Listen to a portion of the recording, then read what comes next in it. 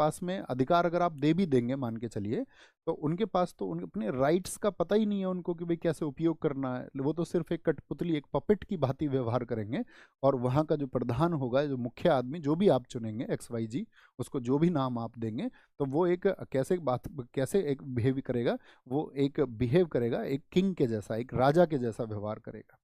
तो यहाँ पर दो धड़ जो ये बने, तो मुझे एक बात बताएं, तो जो हमारी संविधान सभा थी, इसके द्वारा क्या इसको संवैधानिक दर्जा मिल पाया? यस और नो, आप क्या समझे? तो आप कहेंगे नहीं, इसको संवैधानिक दर्जा नहीं मिला। ठीक है, संवैधानिक दर्जा नहीं दिया गया था, कोई कॉन्स्टिट्यूशनल इसको स्टेटस नहीं दिया गया, हमारे संविधान में इसके बारे में बात नहीं की। उन्होंने कहा कि भाई गांधी जी का जो, इसको लिख लेना एक तरफ आप, जो ग्राम स्वराज का सपना है, ड्रीम ऑफ ग्राम स्वराज, ये गांधी जी का है। तो उन्होंने कहा ठीक है, गांधी जी की ये बात सही है, तो एक समय ऐसा आएगा जब लोग जान जाएंगे अपने अधिकारों के बारे में, जब ऐसा होगा कि कोई राजा उनका दमन ना कर पाए, तो जब वो समय आएगा तो उस समय पर हम इनको विकसित कर लेंगे।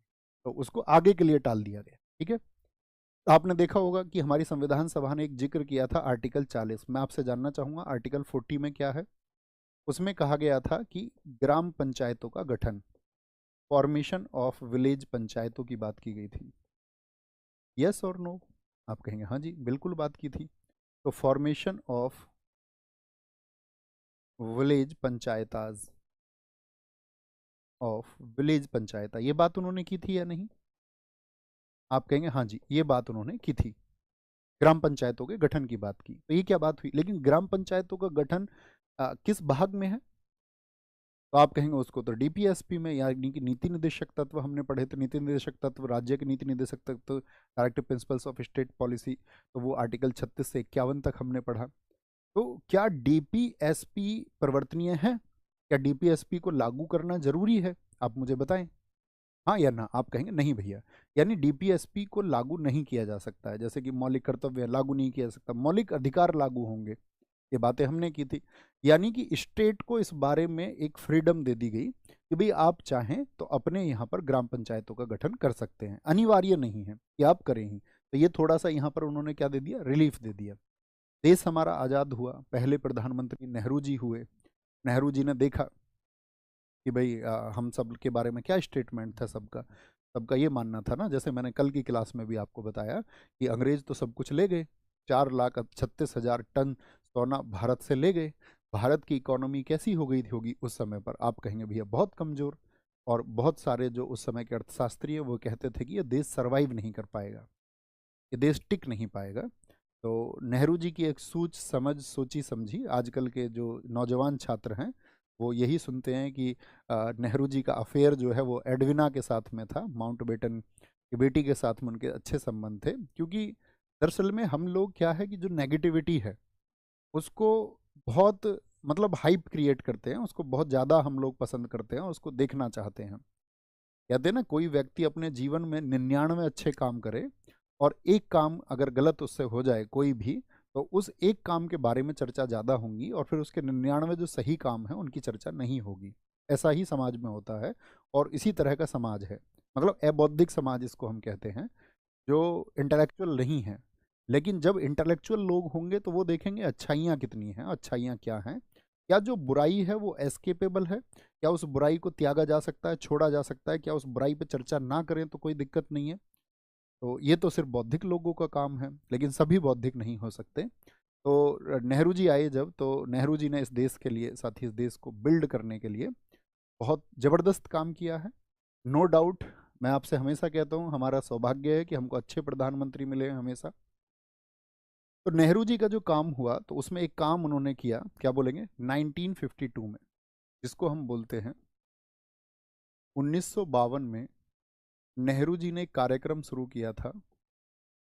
नेहरू जी ने सामुदायिक विकास कार्यक्रम, सामुदायिक विकास कार्यक्रम, ये बहुत पूछा जाता है। 2 अक्टूबर 1952 को ये शुरू हुआ था, सामुदायिक विकास कार्यक्रम। कार्यक्रम शुरू किया, क्या उद्देश्य था इसका बताओ, कौन बता सकता है? सामुदायिक कार्यक्रम या सामुदायिक विकास कार्यक्रम जो शुरू किया हमने, वो क्यों शुरू किया था, क्या बोलेंगे? इसको बोलेंगे हम क्या, सामुदायिक community development programme. Nehru ji ने क्या शुरू किया, कम्युनिटी डेवलपमेंट प्रोग्राम को स्टार्ट किया।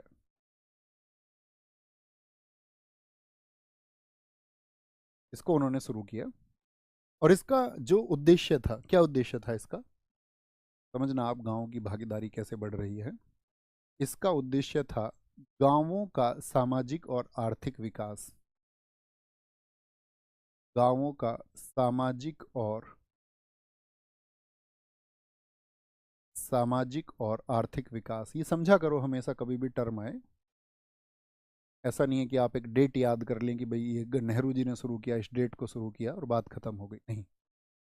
तो क्या कह सकते हैं हम इसको, सोशियो एंड या सोशियो इकोनॉमिक।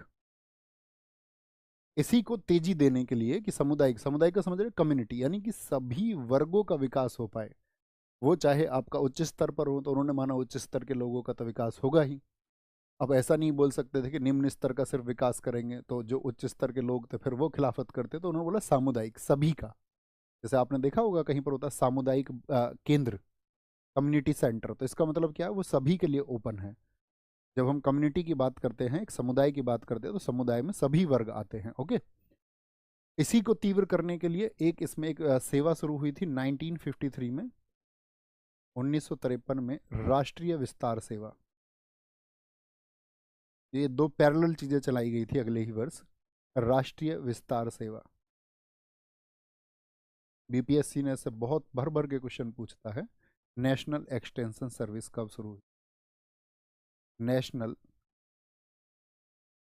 Extension service. तो ये दोनों ही का उद्देश्य आप समझ जाना कि इन दोनों का ही जो उद्देश्य है वो एक ही उद्देश्य है आपका, गांवों का कैसे भी सामाजिक और आर्थिक विकास हो पाए। लेकिन क्या जो ये प्रोग्राम चला, जो नेहरू जी ने सोचा, क्या वो सफल हो पाया? तो आप कहेंगे भैया फिर और बाकी प्रावधानों की जरूरत नहीं होती अगर यही मॉडल सफल हो जाता। मैंने अभी बताया कि हमारे देश के पास में उस समय पर उतने फंड्स नहीं थे कि हम गांवों तक वो सारी सुविधाएं या जो भी हम लोग व्यवस्थाएं चाहते हैं गांव में वो हम गांवों को दे पाएँ। उतना धन हमारे पास नहीं था, हम वैसे ही एक आर्थिक संकट से जूझ रहे थे। उसका कारण था अंग्रेजों की सीधी सीधी लूट। तो कहने का मतलब है ये प्रोग्राम जो है सफल नहीं हो पाया और जो इससे उम्मीदें की गई थी वो इन उम्मीदों पर यह प्रोग्राम खरा नहीं उतर पाया, लेकिन उन्होंने सोचा इस बारे में, ठीक है। आप याद रख लेना, ये दोनों ही प्रोग्राम क्या हो गए थे, ये आपका असफल हो गए थे, ये बात हम कह सकते हैं। अब जब इनसे कुछ रिजल्ट नहीं मिले तो नेहरू जी को बड़ी चिंता हुई। नेहरू जी ने कहा कि भाई हम तो चाहते थे इनके द्वारा जो है लाभ मिलेगा, तो नेहरू जी ने कहा कि भाई इनका रिव्यू करो, क्या कारण रहे। जैसे मैंने कहा एक कारण धन रहा, या इसमें कुछ कारण आपका एग्जीक्यूटिव फंक्शंस भी रहे कि सही तरीके से चीज़ें नहीं पहुंच पाई। एक आपका सही तरीके से ये नहीं बताया गया कि कौन व्यक्ति किसको रिपोर्ट करेगा, कौन एक बोर्ड होगा। तो इसकी समीक्षा करने के लिए, इसको रिव्यू करने के लिए एक कमेटी बिठाएगी जिसको हम बलवंत राय मेहता समिति कहते हैं 1957 में, कि भाई आप इन दोनों प्रोग्राम की असफलता को रिव्यू करिए, इसकी समीक्षा करिए, ठीक है। तो याद रख लेना इस बात को। इनकी समीक्षा के लिए, इनकी समीक्षा के लिए, समीक्षा के लिए, समीक्षा के लिए बलवंत राय मेहता, बहुत पूछी जाती है एग्जाम्स में, बलवंत राय मेहता समिति। ये तो सब जानते हैं गठन की कब किया गया था, लेकिन आपको याद रखना क्यों किया गया था। तो इनकी समीक्षा के लिए बलवंत राय मेहता समिति का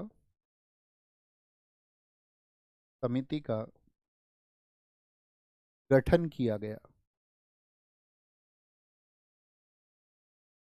कब किया गया था ये गठन, 1957 में, 1957 में।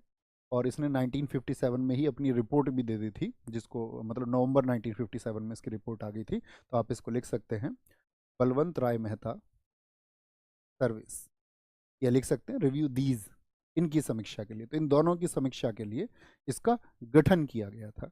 अब जब बलवंत राय मेहता समिति ने अपनी रिपोर्ट दी, उसने बताया क्यों असफल हुई, तो उन्होंने अपने सुझाव दिए, कुछ रिकमेंडेशंस दी, अपनी सिफारिशें दी।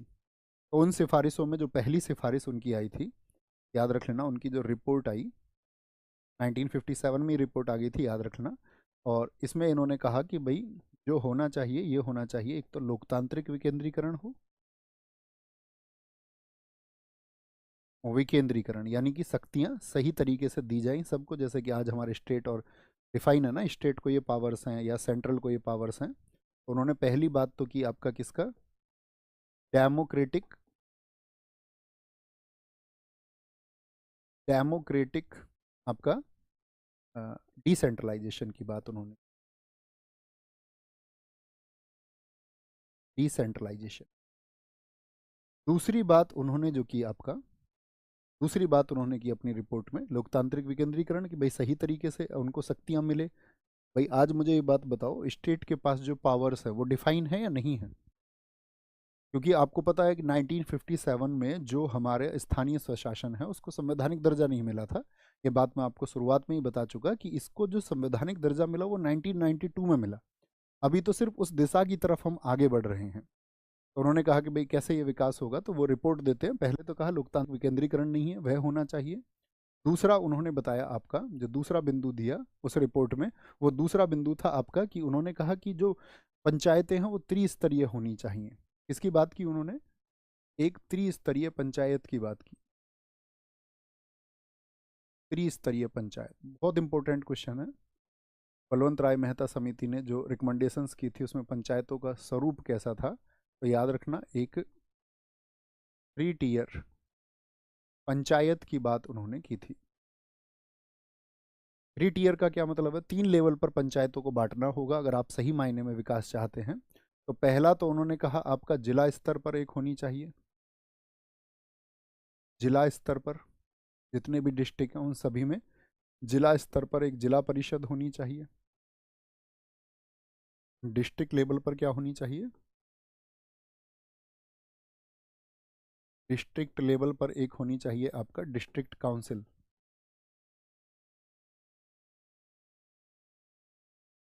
दूसरा उन्होंने कहा कि भाई दूसरा जो स्तर होगा वो खंड स्तर होगा, जिसको ब्लॉक लेवल हम कहते हैं। ब्लॉक समझते हैं ना, कुछ गांवों को मिला करके, जैसे आपके यहाँ ब्लॉक प्रमुख बनते होंगे आज की डेट में, लेकिन ये उस समय नहीं था।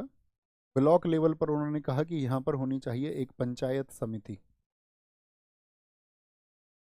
जैसे आज आपके गांव में बीडीसी चुने जाते होंगे, पंचायत समिति यानी कि एक पंचायत कमेटी होनी चाहिए, पंचायत कमेटी होनी चाहिए।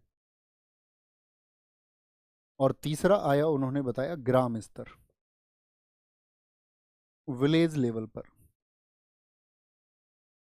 उन्होंने कहा कि विलेज लेवल पर भी एक होना चाहिए आपका ग्राम पंचायत, ग्राम पंचायत, ग्राम पंचायत की बात उन्होंने। देखो अगर मैं आज से तुलना करके बताऊं तो बहुत आसान होगा आप लोगों के लिए। आज ग्राम स्तर पर प्रधान होता है, यस और नो? ग्राम स्तर पर आज आपका लोकल सेल्फ गवर्नमेंट है, एलएसजी है, हाँ जी भैया है। ब्लॉक प्रमुख पंचायत स्तर पर खंड स्तर पर होता है या नहीं होता है? आप कहेंगे बिल्कुल है, विकास कार्य कराते हैं वो गांव में। आप देखोगे कभी नाली का निर्माण ये प्रमुख साहब के द्वारा करा दिया गया, या आप देखोगे इस जिला पंचायत कोटे से इसको करा दिया गया। यहाँ पर तालाब का सौंदर्यीकरण हुआ आपका, तो कभी प्रधान जी ने अपने कोटे से सरकारी नल लगवा दी गाँव में। वहाँ के स्कूलों का सौंदर्यीकरण हुआ या किसी भी तरह से स्कूल का निर्माण वहाँ पर हुआ, तो गाँवों तक विकास पहुँचेगा। आज की स्थिति में तो ऐसे पहुँचता है, लेकिन उस समय पर क्या था, उन्होंने कहा ग्राम पंचायत पर कोई हो। उस समय पर ये अवधारणा नहीं थी प्रधान होना चाहिए या उसके लिए चुनाव होंगे या क्या होगा, ये सब प्रोसेस नहीं था। उन्होंने कहा सिर्फ होना चाहिए, ग्राम स्तर पर कोई एक व्यक्ति हो, ठीक है। फिर कुछ गांवों को मिलाकर उसी स्तर पर एक व्यक्ति हो, और एक जिला स्तर पर, इसको उन्होंने डिफाइन कर दिया कि जिला स्तर पर एक जिलाधिकारी हो।